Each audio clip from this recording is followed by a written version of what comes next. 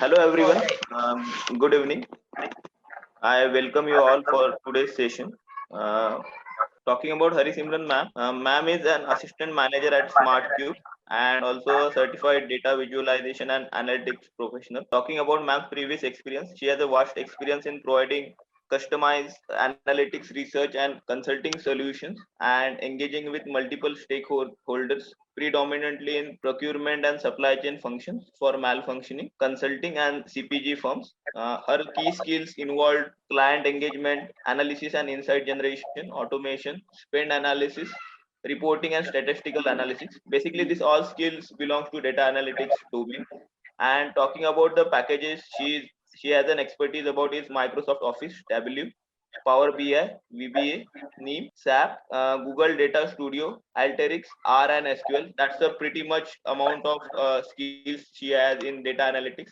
I hope you all will enjoy today's session on data analytics. I'll without wasting much time, I'll hand over to you, ma'am. The mic is yours. Please, we may now start the session. Thank you. Okay. Thank you so much for the introduction. I hope you guys can see my screen as well. I'm sharing a presentation. Yes, ma'am. We can see your screen. Okay. So I'm just going to give you a brief about what data analytics include, just so that you can, have some kind of catch up with, okay, this is DA, this is what it includes. These are the things that you might have heard, but there would be some things which you might not have heard during the entire journey. I have been a part of DA for the last 5 years now. I did a course as well where I was able to understand the machine learning and everything other than just analytics, which is mostly data science and everything. So that's why I have a bit of experience in all kind of aspects in analytics. And currently, I am a part of a visualization team. I work with clients directly in the UK where I support them directly with their data. So just giving you a brief on what data analytics include and what is it about, and then we'll go forward to understand how is it implemented in the industry, what are some kind of case examples, some basic examples which might help you understand. And then towards the end, we'll also understand your career part of it. Like, how can you build a career in analytics? How can you start if you're not already there? Or what are the things that you might need in your resume, in your interviews, that would help you begin a career in analytics? So I have been a part of this. I was initially in the part of research department in the consulting world as well. So I moved from research to analytics. I did mix of both, and then sometimes entirely analytics. So that's why I know how to move from one department to another, or even how to start a career in analytics. So that might be a bit more important for you. But let's first understand what data analytics include. So what is business analytics? It's majorly your data, your quantitative analysis on that data, and then the decision making within the organization. So that's a basic understanding on what does the analytics word involve.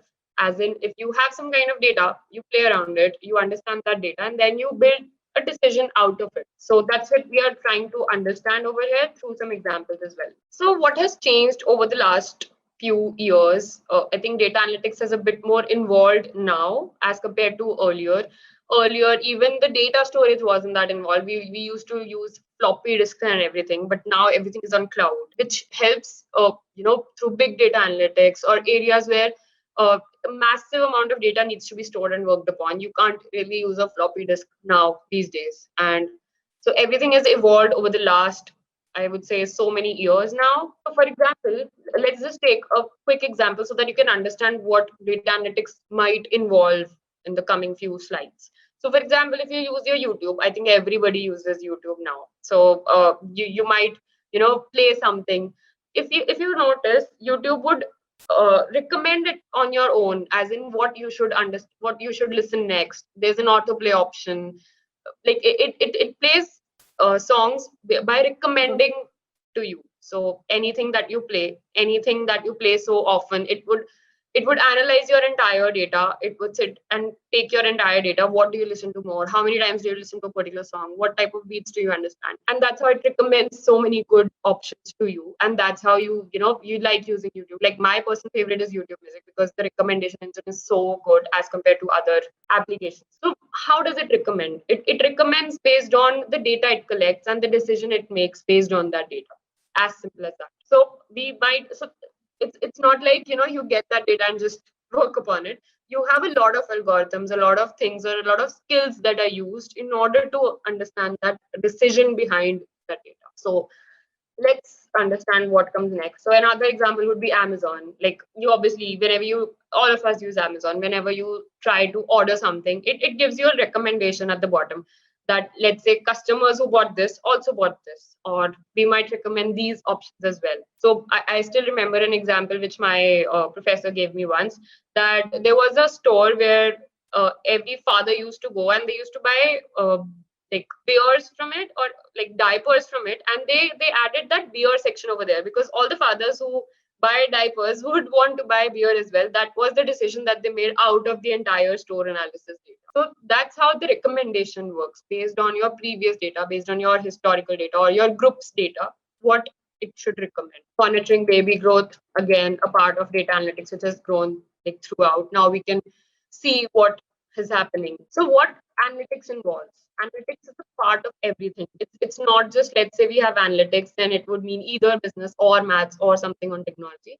It's a like emulsion of all of them. There's maths, there's statistics involved in a few statistical analysis, where, let's say, even in machine learning algorithms, you have some kind of analytics that it's supposed to be used with respect to maths. We have some business involved, we have some technology involved with respect to the, let's say, all the tools, packages, R, VBA, SQL, Python, all of that. So you can be part of anything and you can be a part of all of it. That's what we'll understand later. So even if you're part of technology and you want to move ahead in building a career with analytics, you can do so. If you're just a part of consulting department, if you understand technology, you'll be able to be a part of analytics environment as well. So that's how the structure involves everything. And it's so massive because it has been built in the last few years and it's really new. So everything is still evolving. It's not like everything is evolved at the moment. So what does this spectrum of analytics involves? So these are some broad areas which, even if you, let's say, start working on analytics, you might understand these areas. Let's say a standard reporting. So what's your spend data? What's your savings? Any particular store? What is the kind of monthly analysis based on your store's data? Some kind of data visualization. So you might have heard something on Power BI or Tableau or a PowerPoint presentation. These are visualization techniques based on charts, graphs. So you have that data, you use it to build some charts in order to get some analysis. So that's how it's distributed into descriptive, diagnostic, predictive, and prescriptive. So we understand the basics of descriptive and diagnostic because we've already, like, at some point of our time, we might have used it. Let's say you were building some kind of PPT, some kind of charts you were adding. So you already did some kind of diagnostic. You based a decision out of that chart data. So now what DA also involves is some kind of predictive. So we just gave you examples of some kind of recommendations that it does. So what does a recommendation mean? Like it predicts basically what you might buy. It might forecast what you are going to buy next or what a person like you might buy. Okay. And once everything of this sort is done, then there's optimization of it, where you try to improve your algorithms a bit more. That's how the entire data analytics is. So it includes something as short as adding data to as long as improving your analysis. So that's how the entire spectrum of data analytics has evolved. Earlier, there weren't, these type of techniques. There were a few. Then we built on, and then we basically segmented it into few areas. So it's not like you have to understand all parts of it to be in the field of data analytics. But even if you're part of any of it, you'll be able to, be a part of the entire broad spectrum of analytics. That's how it's there. So sometimes I try being a part of the predictive analytics, and now these days I am a part of the data visualization. So you can be in team of anything and everything in this broad spectrum. It's just that what interests you the most. If it's, let's say, technology or coding, you might be good at modeling or forecasting. So you can basically link your present career with any of its spectrum based on whatever you are at now, and we'll study that in the slides later. So what does Sorry, ma'am, but your slide is not changing. Okay, sorry, I didn't know that. Can you see it now? Yes, ma'am. Okay, I think there's some problem with the full screen, so I'll do this way. Thank you for informing. So these are the slides I was trying to show. So the YouTube autoplay, the Amazon recommendation that I just mentioned about. Then what does the analytics typically involve some kind of consulting, some kind of products, business, technology, and maths. Then this was the thing that I was last talking about, the spectrum of entire analytics. I hope you can see the slides moving now. Anything from standard reporting to data query to modeling to decision analytics to optimization. So that's where we are right now. You can be a part of any team. You can be a part of any spectrum of analytics at the moment. So what does the life cycle of any analytical problem would involve? So I'll try to cover it in a very basic format. Let's say a problem is you are at a store wants to understand how can it improve its sales. It's like that kind of problem, how to improve sales, how to improve your customer segmentation, how to detect fraud. So all such kind of basics. I'm just gonna mute, sorry. So any type of data gathering. So what does a life cycle of a problem would involve? And basically identifying your problem and then understanding what you can do behind it. So let's try to focus on that one in a few bit. Okay, so basically what I just mentioned, understanding the past and then predicting the future. So what in past have you heard, or what in past have you seen, what in past have you ordered? Based on that, it might predict what are you going to order. That's where the entire data analytics is involved. So any kind of decision, like what type of sales you have at present, like, or in the past, whatever your historical data was, and then predicting, okay, so you can do this to get this type of result. So that's how an entire data analytics department is built on. Any kind of visual aid, some kind of pattern recognition. So let's say if it's some flights with respect to delay, a typical histogram would help them understand, okay, what's their data currently. So these are part of data visualization techniques where you understand what your data is giving you. You can understand what kind of graphs you want to build. Through these graphs, you can understand and make some kind of decisions or some kind of hypothesis so that you can build your further models on that. So in order to understand this, so let's say we have some kind of, example, like a customer who buys this item might also buy this. So that's how the association is involved in data analytics. So these are just some few examples which you might understand, some kind of case studies which you might read. So one of those few examples are covered over here. Let's say we have some kind of basic case study where, okay, these are the cities. So you might be able to, get these type of case studies in your interviews. That's where they want to understand what is your understanding on data analysis. So you might want to understand it now so as to understand what kind of questions they might ask you or what kind of things are involved in a particular case study for data. And that's how we can build understanding on data analysis, because I don't want to cover that theoretical knowledge, but let's understand it through case study where you might be able to gauge, okay, this is the kind of problem statement that I'm looking at. This is the kind of data that we get in analytics, and these are the things that we do further. So typical case study, just some brief example, where there's a store who wants to understand the consumer shopping behavior. That's very common. We all go, we all shop. So we might want to understand what do they do to make their sales go up or to focus on particular segments. Like you might have heard, whenever you are, let's say, setting, you might get a notification from, let's say, Marks and Spencer or any kind of store you just visited. So they'll give you some kind of offer, or they'll tell you that, okay, the store is open at this very location. It's new. They'll offer some kind of discounts, some kind of earlier programs that some kind of stores have, some kind of memberships. So how is that done? Like, why only you? Why only specific people? Or why are those memberships built? Okay? So some loyalty cards that you might have of Starbucks, of anything. So how are they built and what do they do out of it? So basically, first let's try to understand what kind of a basic problem are we looking at. So basically, how to target their customers in order to offer them very differentiative way, like we usually get. Based on that, let's say customers who stay nearby are likely to visit more. So this is a very basic understanding on, let's say, if you have your you might want to buy some kind of very particular grain and it's always available near your house. So you'll obviously go there first rather than buying it from some distant store. A probability of buying near your house would be very high as compared to any other distant location. That's a very basic hypothesis. Let's say we pick that. Then next we do is certain kind of analysis on that entire data that we have based on our past, the store location, the customer's data, 1 year data, with loyalty card memberships, using their bills, using the POS. So we might be aware of, we always go to the shop, we buy something, swipe a card, get that bill. So what do they do out of it? They do this. They understand your bill. They understand what kind of things you ordered or what kind of things are a particular type of customer buying. They run some kind of algorithms, some kind of clustering. So obviously they don't do it, but the third party members like us who work for them, we do it. We understand their data. We kind of cluster it to find some kind of analysis. What is that analysis now?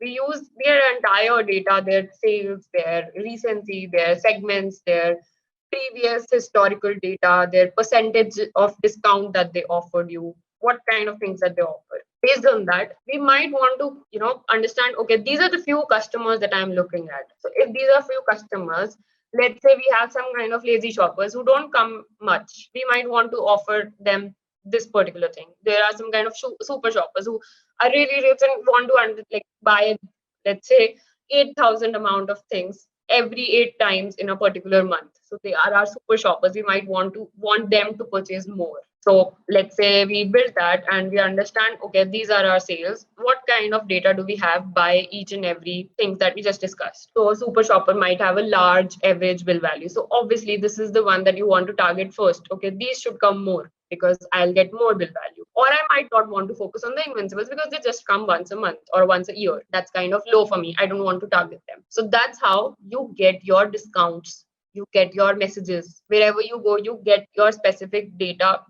They sell their data. They want to understand what kind of things are you buying so that they can recommend it accordingly. Then is the implementation. So all the things that I just told you is what data analytics actually involves. Understanding it, gathering the data, performing some analysis, and then giving them the implementation. Okay, these are the things that you might want to do. Let's say if you want to your retention of super shoppers to be really high, you might want to give them some premium customer service so that they come back again and give you more bill value. So these are as simple as that.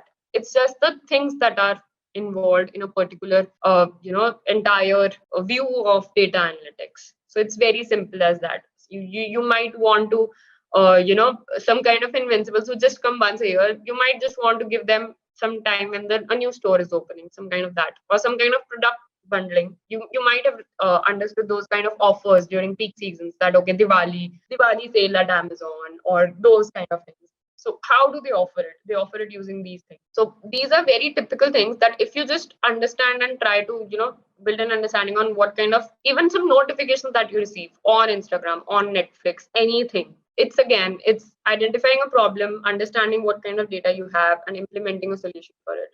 Yet your Netflix recommendations would be very different from a person who's sitting in US or in any other region or in any other even state, because those are the few things that they might watch regularly. So every recommendation is a bit different. Okay, so a journey for entire data analytics, I wouldn't say it's a direct jump like it's there in other departments, because it's a very different industry. It's a very new industry. You might take some time to be a part of each and every form that we just studied about. You might just be a part of the reporting team at present. You might be a part of just visualization team at present, and you might understand those ML techniques later on, even if you have that kind of interest. Okay?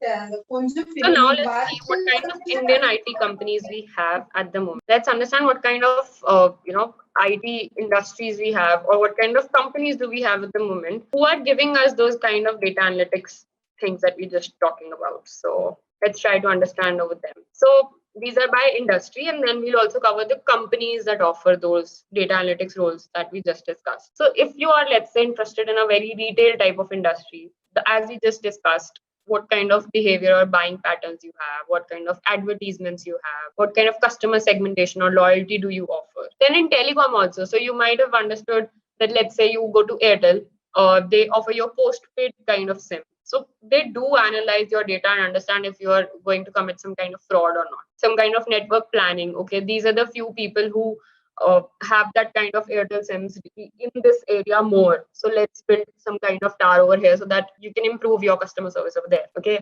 So those are some kind of decisions that they make based on your entire past data. Even in healthcare, there are a lot of doctors who are using it or who might use it in some coming times just to understand some kind of relations between treatments and outcomes. The cancer treatment is a very good example of healthcare. So how do they do it? They do it, obviously the third parties do it for them. So they do it using understanding their data. Okay, these are the few areas which have more cancerous cells in the entire body. So if you are doing this, what kind of outcome is it giving? Okay, what kind of like how more of a few chemotherapies do you need, or what kind of area needs more chemotherapy? So all those kind of things are entirely based on your data and understanding. So you get your recommendations on your phone. Okay, it might going, it's like 10% probability of rain next day. How is it built? Based on data. So your traffic, you get a notification from Google, okay, 5 minutes delay ahead. It's using your data. It's using the entire route that you take every time.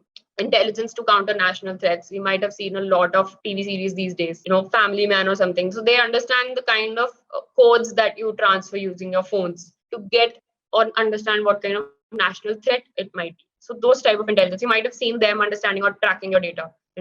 If there's some kind of thing that's written on even on Facebook, they try to get that data and fetch it and understand what kind of thing are they trying to say. Is it a threat for them or not? Everything of that is analytics. Okay, maybe we can try some examples. These are a few examples of the recent large companies and what did they do on their entire data structure.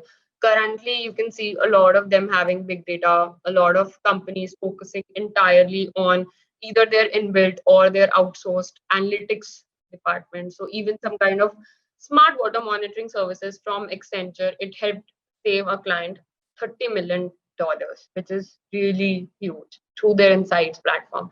How did they do it? Smart water. From smart water, you can also understand your smart ROs that we have at the moment, like some rental ROs as well.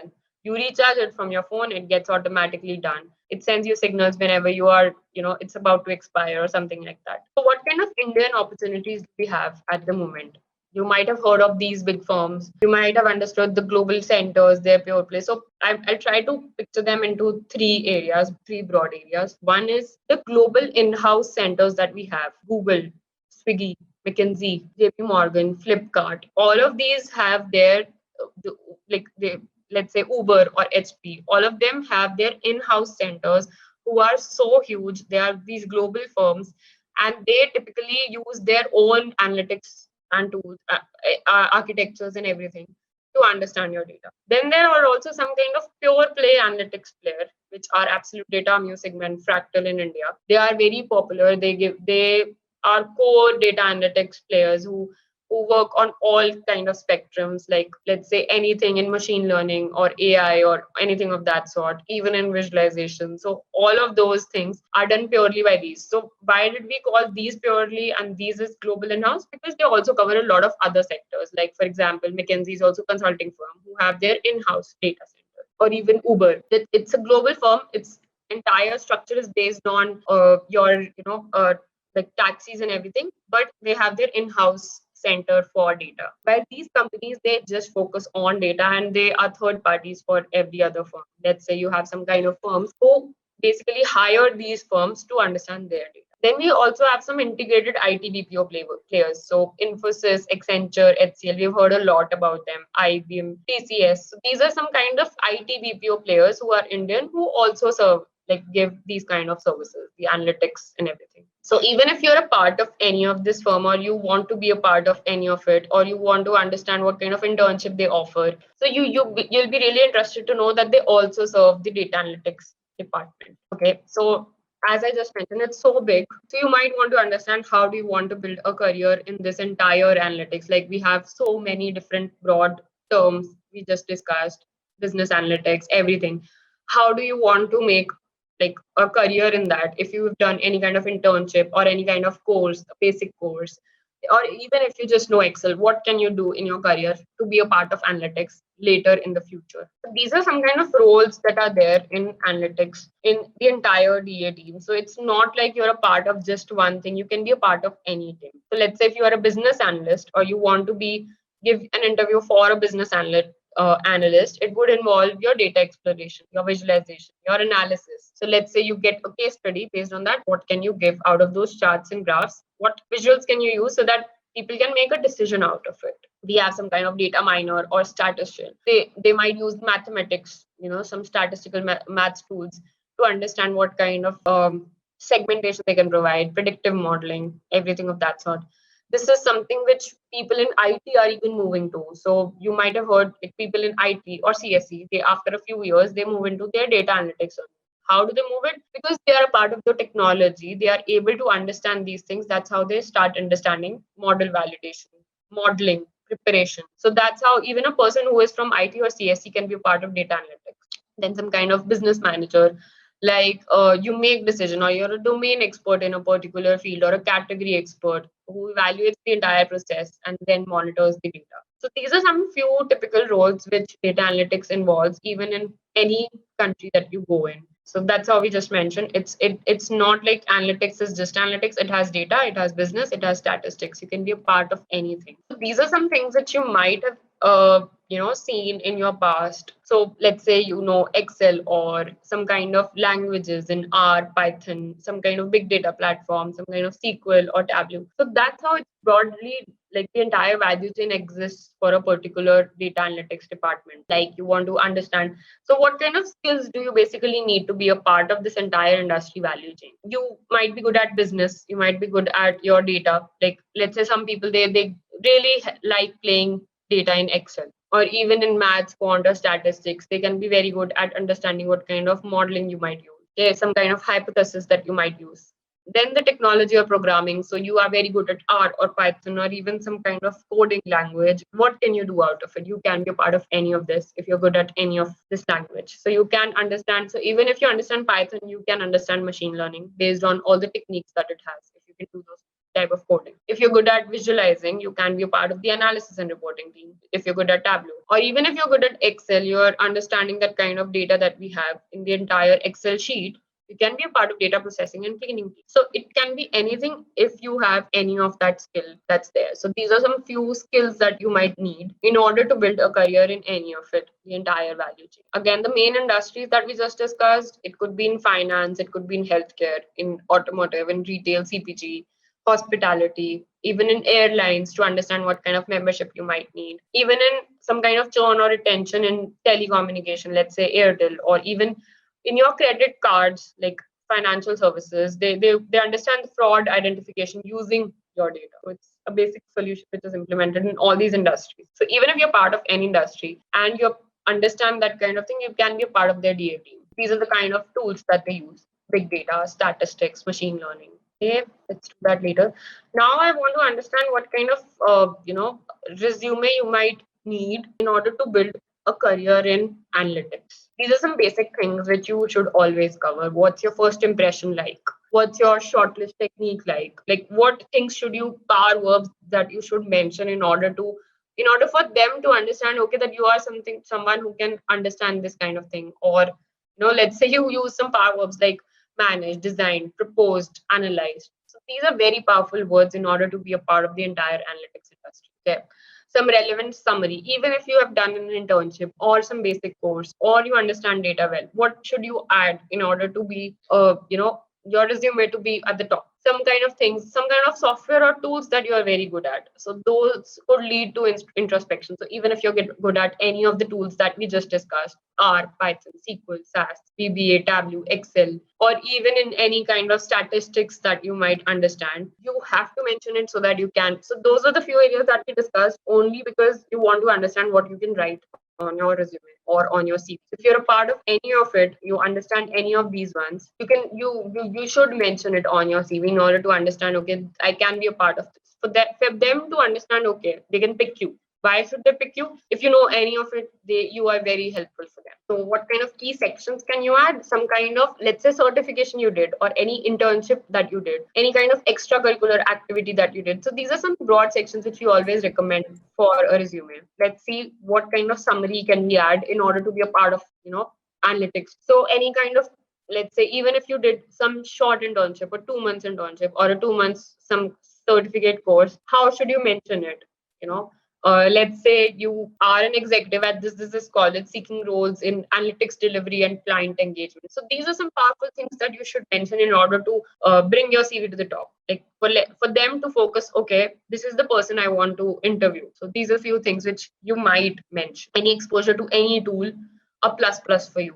Hands-on experience on anything. So you might not have it now. Maybe you do some kind of free projects that are there some kind of coding languages that we have, some kind of tools. So even if you do a basic course, free course, or even a Udemy course, you'll be able to get that kind of project. Like I did a lot of courses from Coursera, from Udemy, to understand, okay, I might be interested in this language or this one or this. So first I tried all of them in order to understand, okay, what am I the most interested in? How can I build a project in it?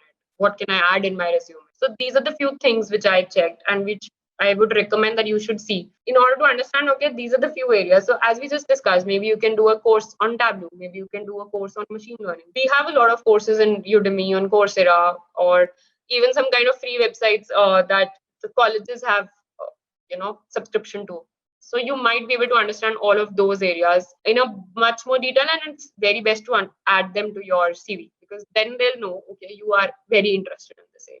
Okay, you might have some kind of internship experience, some kind of award that you won, some kind of thing that you did in your club or your society in college, maybe hiring someone. So try to modify it using analytics and data words, just to gain some kind of attention over there. These are some formatting guidelines that we always tell them. Okay, restrict it to 2 pages max, do not over highlight, include your LinkedIn profile, leave out some useful and like all those some useless information, add some kind of formatting, like good simple formatting fonts. Okay, so even if, let's say, your resume got shortlisted for a data analyst role or any kind of role or anything of that sort, what kind of interview they might want, what kind of things are they looking for? First, they want to understand what kind of motivation can you bring to the table. Okay, are you motivated? Do you have those skills that they want? Do you have any program or any certificate or any course that you did, for them to understand, okay, you have some linkage to data analytics? Because in order to be a part of that industry, it's not like, okay, they're looking for people, because they it's a very evolving industry where they want people who can jump and just start working on it, and not people who they have to train a lot. Like they'll obviously train you, but they won't want a person who is, let's say, good at consulting but is moving into analytics. So what are the things that they look for? They might see your fitment. If they are some kind of firm who have some kind of company culture, will you be a part of it? Will you be able to be a part of it or not? So it's always not on what you are looking for, it's always on what the company is looking for. Like, so you can be more of a fitment for them. So these are some kind of clarity that you might need in order to like some kind of having a good interview with them. Like if you have any internship or a very basic course, or even some kind of experience that you might have, a very basic one, how can you do that? How can you modify it basically for them to understand, okay, you are good at actually doing some data analytics. Why should they hire you? Like they might have some kind of typical case study. So the case study that we just discussed on the shop, entire shop, the retail experience, they might even ask you in that interview, okay, these are the few things, this is the entire question that we have. We want to increase our customer focus. What would you do? These are the few things that you might recommend. Like you'll segregate their data into these and these buckets. You'll understand this bucket. You'll then, based on that data, you'll analyze and then recommend. These are some few very basic case examples that they'll obviously ask you in any kind of data analytics interview. What kind of strength you have, or any relevance of any sort. Then what are your personal questions, like interest or your lifestyle, assessing your comfort level with that role. Are you a very basic person? Then what kind of things they might have to train you, and what kind of things do you already know? So things like that. Then some kind of analytical skills, like if you're very good at crunching numbers or in statistics or in maths, they might ask you questions based on that, so as to understand what are your analytical skills like. If you're very good at coding or software, they might want to ask you questions on those, so that they can understand, okay, even if you know that language and we train you on some machine learning algorithms, you'll be able to be a part of that team. Or even if you have some kind of soft skills like people management, or even in managing some people, like let's say you had a fest in your college or any kind of society that you were part of it. It's very important for them to understand, okay, you manage that people. You have that kind of curiosity and communication in order to be a part of them, because it's not just always at the back end, it's always at the front end as well. How can you present it to the client as well? Okay. Then some kind of very domain specific skills, if you have any kind of understanding on the business or any kind of process knowledge. What a case interview might be looking like. So a consulting case interview might be more on, okay, this is the industry that we want to focus on. What do you do? Or how can you merge a particular company with another company? How is it different from an analytical or a analytical firm interview?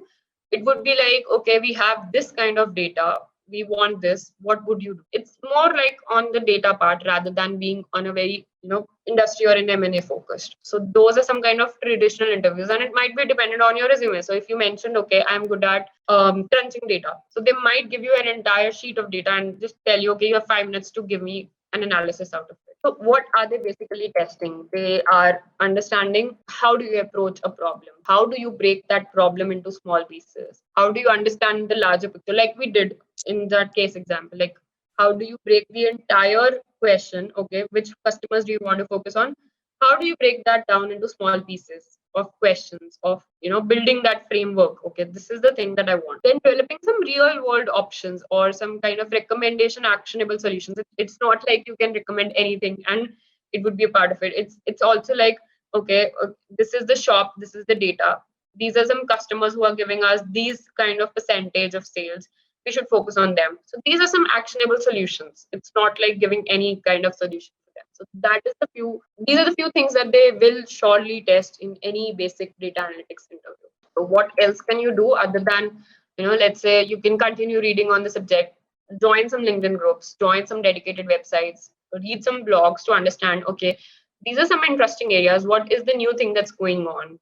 Some kind of videos, some kind of courses. Try doing some free, like 2 months internship, let's say, to understand what kind of flavor of work that you can get, some kind of data that you can get. Connect to people. Like you have to network in order to be a part of the data analytics team. Like even if you connect and talk to people, they'll give you a lot of information. Okay, this is the thing that we are currently working on, or even if let's say you talk to me, I'll be able to help you understand, okay, in let's say procurement or in let's say any kind of spend data, this is the thing that you might look at. These are the few options that you should understand in order to be a part of that. You might read some books as well on the latest technologies that are there, because BA or IT is something which will always evolve. They will always need people who will understand some kind of language. Earlier it was C, it was then C++, then Java, Python. It moves on. The languages move on, the cloud has moved on. So everything, it moves on from one language to another.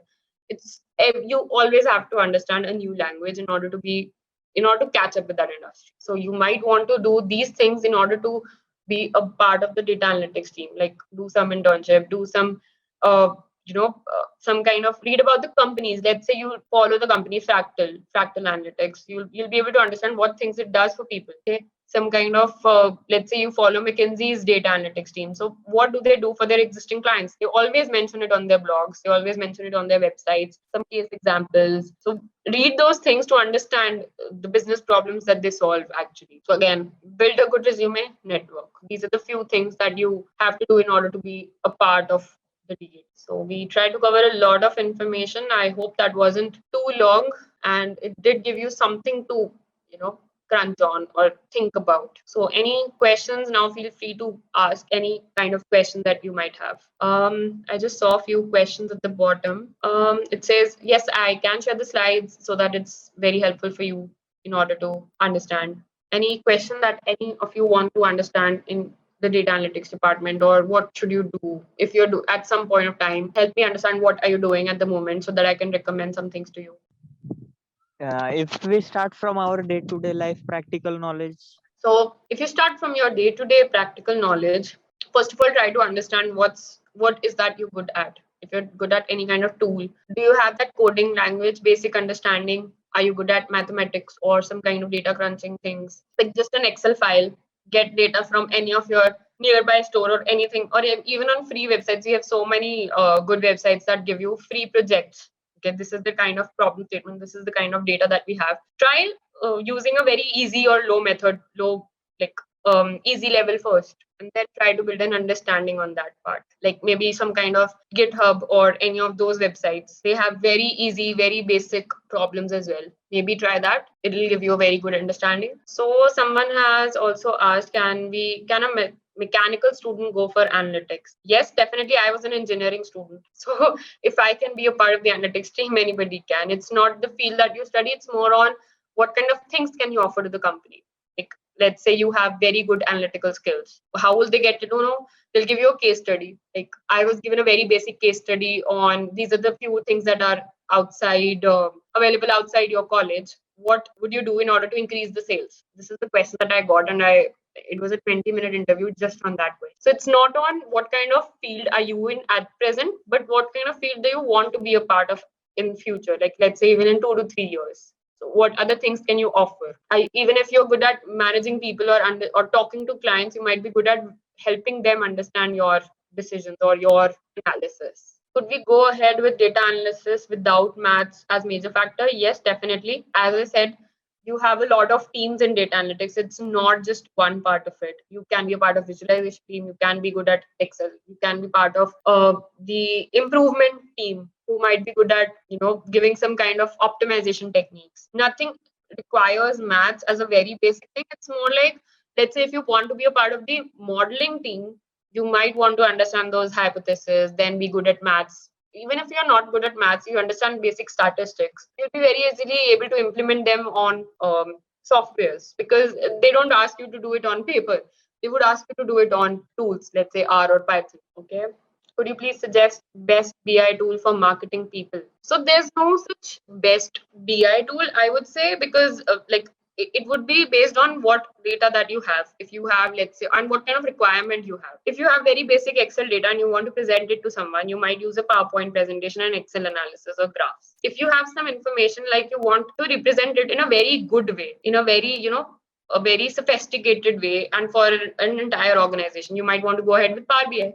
Power BI is really good in giving you samples. You don't have to do anything. You just have to add data. Even if you want to, let's say, focus on very particular clients, you might want to focus on Tableau. These are some kind of good examples of best BI tools that I could think of. So again, it's not which tool is best, which might be best for you to understand. Power BI is really easy to use. Anybody can understand Microsoft Power BI. It's available with Microsoft Teams, and you just have to add data. You just have to understand how do you add data, and it would give you graphs. You just have to pull the data and just put it in a graph. That's how you can understand it.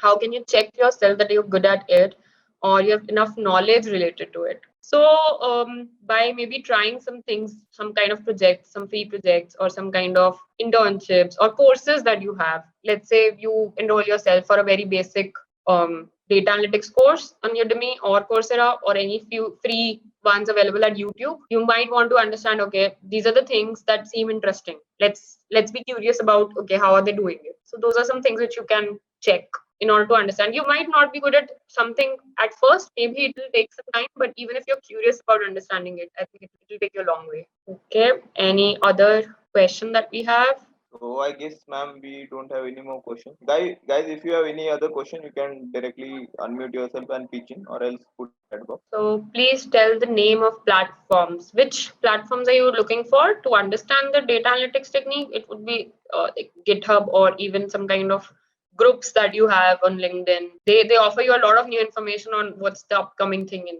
any of it, or some kind of, like, even if you just scroll data analytics on Coursera or Udemy, you'll get to know what all things do they offer. So maybe that, or other than that, if you ask for a specific thing that you're looking for a platform, then I might be able to suggest better. Ma'am, thank you for such a great webinar.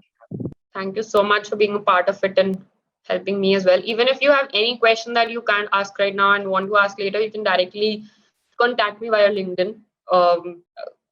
My name is Harisimran Chawla. You can search for it and just give me a request and just send me a message. I'll be able to help you understand anything that you want. Thank you. Thank you, ma'am. Okay. Thank you so much. Okay. Thank you guys for joining in, and I would really like to thank you, ma'am, for hosting this session. It was indeed a wonderful session. I hope everyone's doubt were cleared in the session. And talking about the presentation, if ma'am you could provide the presentation, then I'll be able to provide the presentation to everyone's mail. And Yeah, definitely. yeah. So yes, then thank you, ma'am. Thanks for your time. It was a wonderful session. Guys, if you would like to connect to ma'am, you could search her name on LinkedIn, or else I'll provide you with her LinkedIn link so that you can connect her and get your doubts clarified. Okay, then we'll end our session over here. In case of any doubts. Sir, will any webinar will conduct in future? Yes, we'll let you know. There are ample of webinars that would be conducted in the upcoming time. Okay, sir. Thank you, sir. Okay, then thank you. Thank you, ma'am, for hosting the session. Okay. Thank you so much. Have a great day ahead, everyone. Bye. Ma'am, bye bye. Thank you, ma'am. Thanks. Bye. Thank you, ma'am. Ma'am, shall I close the session? You would like- Yes, you can. I'm just gonna end it. Okay. Okay, ma'am. Thank you. Okay, you're welcome. Bye. Bye bye.